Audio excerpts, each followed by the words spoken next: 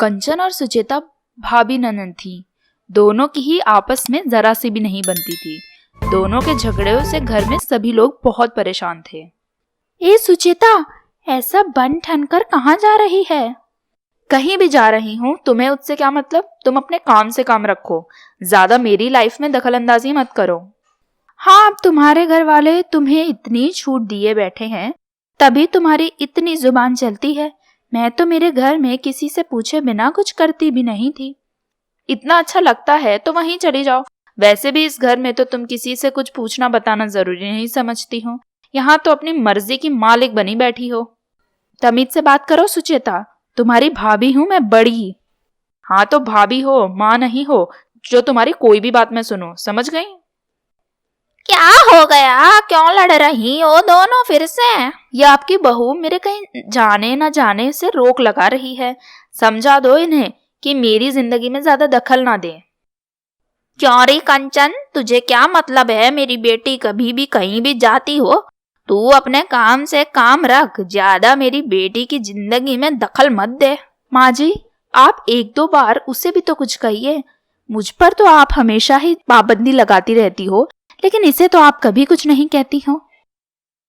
चुप हो जा एकदम, ये तो मेरी बच्ची है, इसे क्या कहूँ मैं? जा तू घर का काम कर। तो फिर मुझसे भी कुछ मत कहिए, मैं किसी की नौकर नहीं हूँ जो कुछ सुनूंगी। कंचन नाराज होकर वहां से चली जाती है।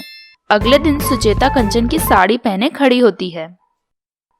हे भगवान, कहीं जाना हो तब इनकी शक्ल पहले देखने मिल जाए तो हो गया दिन खराब समझो। ये क्या, तूने मेरी साड़ी क्यों पहन रखी है?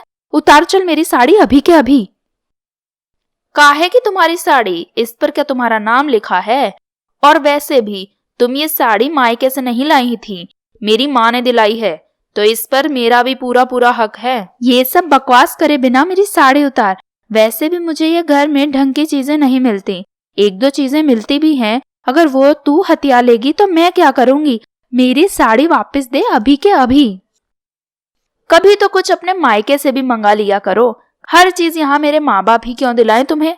वैसे तो तारीफ करती रहती हो मायके वालों की, वहां से कभी कुछ लेकर भी आया करो। फिर हर चीज की मांग बस मेरे ही घर वालों से करती रहती हो। ये घर जितना तेरा है उतना ही मेरा भी है, समझ गई?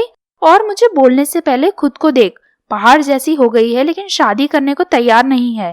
शादी करके जा यहाँ से तो मैं भी चैन से जी पाऊं।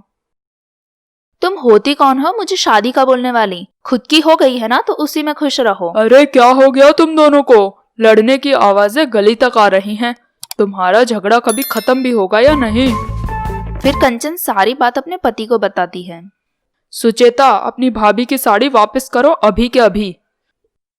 आप तो हमेशा इनकी ही तरफदारी करते रहते हो। आपकी कंचन जो है ये, कभी इनसे भी तो कहिए कि ये भी गलत हो सकती हैं। चुपचाप कंचन की साड़ी वापस करो। तुम्हारे पास इतने कपड़े हैं, वो क्या कम हैं? जाओ अपने कमरे में अपने कपड़े पहन कर आओ और कंचन की साड़ी उसे वापस दो।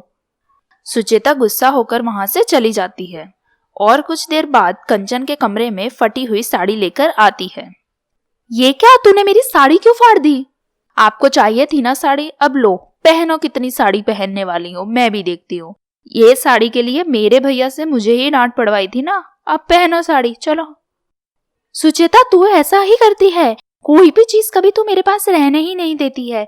कुछ भी अच्छा देखेगी तो उसे तू तुरंत फाड़ फूड़ के फेंक देगी। पता नहीं तू इतनी दुश्मनी मुझसे क्यों निकालती है?